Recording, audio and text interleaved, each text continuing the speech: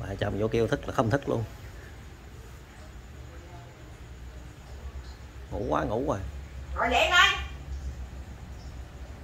Mẹ chở món kìa. Ê, mẹ Hà chở món kìa. Vậy. Mẹ Hà chờ kìa. Vậy hả? Rồi. Chút là chừng nào nữa ngủ từ hồi mấy giờ tới bây giờ mình chút đi. Vậy đi. Cơm nước gì kìa.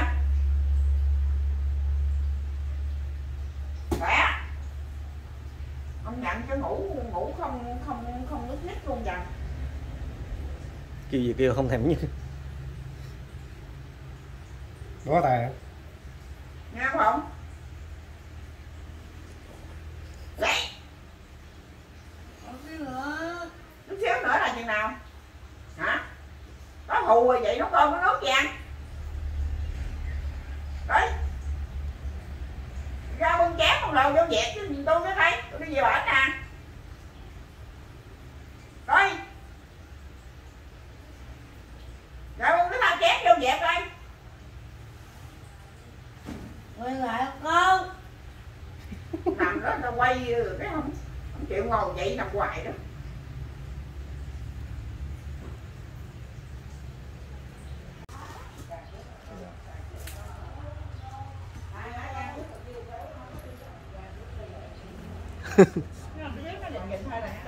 Giọt đi. Ừ. Ôi ơi, đợi từ sáng giờ mới gặp mặt nhân vật chính. Ôi ơi, ngủ biết mà hang mắt phụp luôn rồi kìa. Ngủ quá chừng ngủ biết hang mắt bụp luôn rồi. Nghe. Trời ngủ ra ngồi Ngồi đâu? Ngồi ra thấy bụi so vậy. Ngủ chưa đã gì mà. Sưng mắt hết trơn. Ngủ chưa phản giấc hay gì? Ngủ chưa đã gì á. Sao nãy không có bệnh chứ nội? Ngủ nhiều quá đâu có tốt đâu quẩn. Hả? À, bây giờ con quay qua đây đi. Ba để cuối trong con này nè. Ba nghe nói á là con lúc gài đánh bài rồi nó có đánh không? Hư của ba nghe coi. Hả? Tại vì bữa hổm là nghe nó tự lộn với người ta rồi nữa hả? Không có đánh bài nha. Tại vì ở đây á con phải nghe lời chồng, nghe lời mẹ, ngoan gì đó rồi mấy anh mấy chị á cho tiền để cho con ăn chứ không có được cờ bạc nha con. Không có để mà nội tắc. Với lúc gài ngoan có một cái là không có hút thuốc rồi nha, hút thuốc là mẹ chồng quýnh đó. Để miếng kìa. còn buồn ngủ á. Tại ngủ Còn xe ke. quay mặt qua đây coi. Nói chuyện Quay đâu không không mà. vậy? Ừ. Quay qua nè, quay qua nói chuyện kìa. Quay qua đây nè.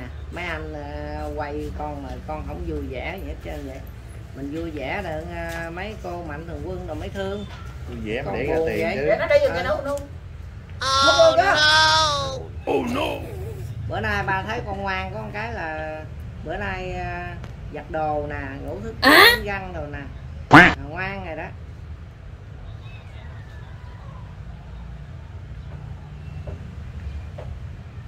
Nó nói em ru à. Ai nói. Vậy là điểm chính lại là con không có đánh bài gì hết phải không? Đừng Mạnh Thường Quân mới cho tiền con. Còn nếu con đánh bài là không ai cho hết nha. Ba nghe nói ba cũng hút thuốc lắm. Còn đâu nó không có mình đây bình thường đây còn không ấy nữa là mấy người khờ như nó gì có biết chơi gì. Có chơi người ta không tiền. Nó không có bữa hổm số hỏi gì á. Đó, mẹ hỏi gì kìa? Mẹ hỏi chị không trả lời mẹ. Tao uống cà phê. Mới xe ke cà uống cà phê hay gì? Đường. Cà phê phải không? Trà đường. Trà đường hả? Có đi ra đường không? Đi ra đường kia vậy tôi này nói gì mày được không? Để nó làm đó chút xíu đi rồi. Kêu một ly trà đường với một ly cà phê đá cho chị Út nè với Phụng. Có rồi Út có. Sao bụng heo hả? Ngủ vậy chưa? Ủa, chạy ra chưa vô. Chạy. Đấy, chập ta. Con làm dâu cái nhà này vậy là quá sung sướng rồi đó. Nhà dắt chưa được ngủ một giấc dài thòn luôn á. Còn luôn. Nè con. Để tay đâu hả? Để hồi kêu quýnh tới nhỏ lớn này nữa. Ừ. Lì không? Không. Ngoan đi. Ngoan, bà nghe bữa nay giặt đồ mà cho bà vợ chồng nữa phải không? Giỏi quá trời, miền Tây mà. Giặt lần thôi à, không giặt nữa hả? Giặt đồ cho bà chồng mà nó giặt lần này thôi nha. Mai mốt giặt nữa không Phụng? Hôm sau mai mốt giặt nữa không? Nhờ có gì biết không? Có con Đức á. Đức nó thảy vô kêu giặt đi. Tôi tức quay. Chứ không thôi dễ gì vậy? Chứ không là không giặt luôn hả nhưng sao? Đồ ăn để giặt hả?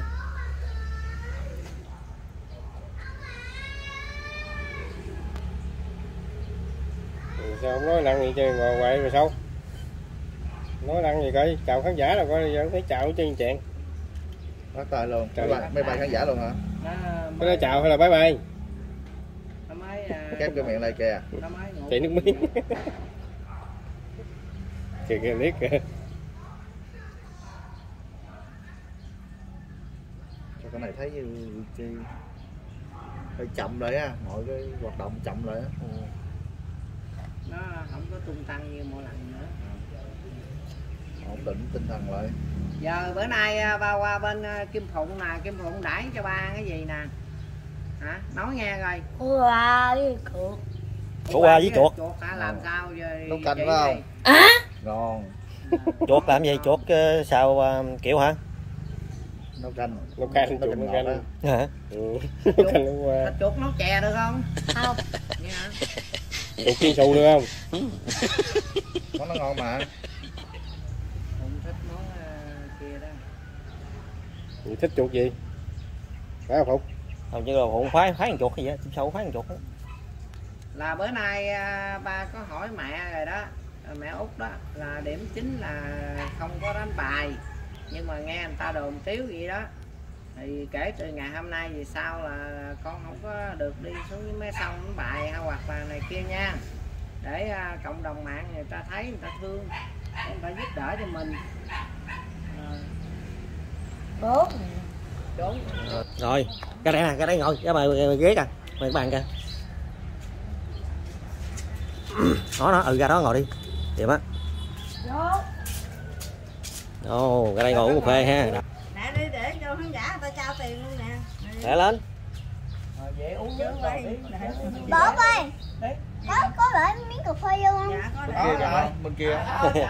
Đây là bé Đức con anh Lâm luôn rồi. Bé Đức rất là rất đẹp trai. Tướng tròn lôi à. Ra đường mà hỏi có cà phê không? Có dặn cà phê vô không đó. Rồi thôi bé Đức chào khán giả đi. Chào khán giả, chào khán giả. Đâu con ngồi vậy con. Làm cho lũng cái ly cho ba coi coi. Ngồi đây nè. Kêu ngồi ở trên này nè. Ngồi lên đấy mới được, đừng ngồi giống. Làm cho cái ly nó lũng coi. Đừng ngồi giống. Nó lũng nó chả nước hết rồi. Đức ngồi phía tới đây. Dính con nữa. Chảy nước ra rồi.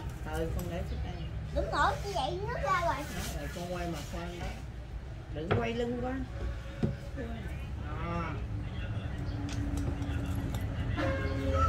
Sao nằm muốn luôn. Rồi giờ chỉ nằm chỉ uống luôn rồi.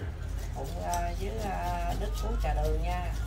Mời cả nhà uống coi Đức Phụng. Ơi được. Gọi lên trên đây đi Phụng.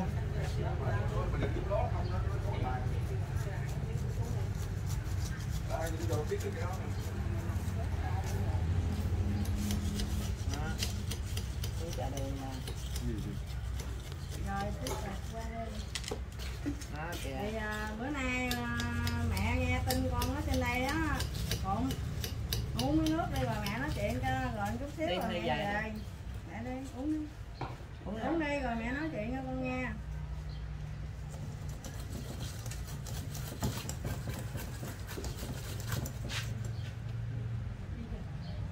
Đúng rồi, chạy nước ra rồi.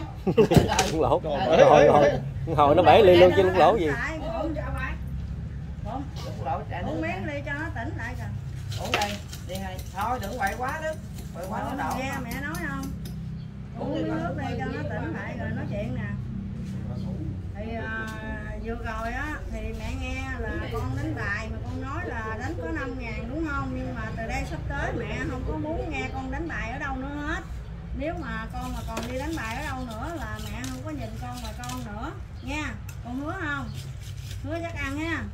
Rồi cái quýnh bài là một cái chuyện xấu, nhưng mà thực sự ra là cái câu chuyện này nó cũng xảy ra lâu lắm rồi chứ không phải mới đây cả nhà. Thì nhưng mà em Phụng á là làm thì em nhận, nhưng mà cái chuyện này là lâu lắm rồi, từ lúc mà Út Hà biết mà cái ngôi nhà còn nhỏ đó đến bây giờ là coi như YouTube dí hàng ngày luôn rồi, làm sao còn thời gian đâu mà đi quánh bài. Với lại là trong YouTube đó thì cũng không có ai mà có một cái kênh nào để gọi là thấy em quánh bài hết trơn á, cho nên thôi cả nhà cũng thông cảm.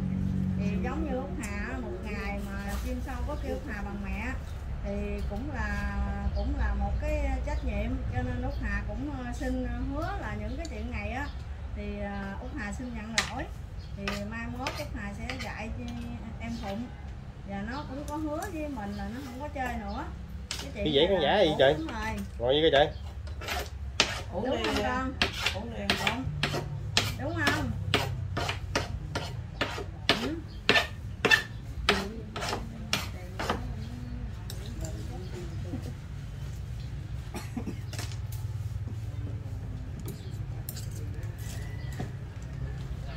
Ngồi vậy đi con, ngồi vậy lẹ đi.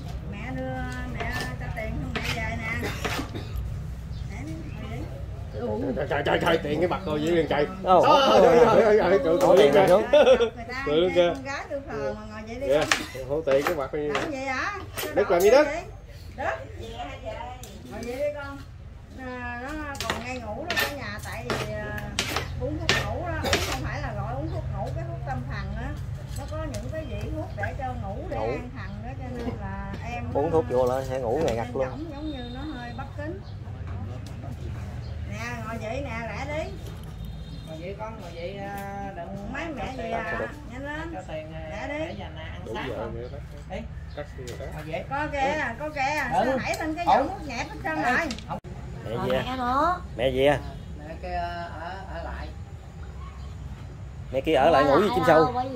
Ngủ với chim sâu, bữa nay bà ngủ. Bà ở lại. Bữa nay bà ngủ đây mà. Bà ở lại đây đừng có gì bà kêu con thức dậy chứ đừng ngồi con thức. Ngủ hoài. Thức dậy bà làm đồ ăn cho ăn kìa. Chừng nào thấy ngoan đồ này kia Bà nấu cơm cho ăn chịu không? Rồi thôi video đến đây cũng xin tạm dừng rồi mọi người. Chúc tất cả quý ông bà cô chú được nhiều sức khỏe, bình an trong cuộc sống ạ.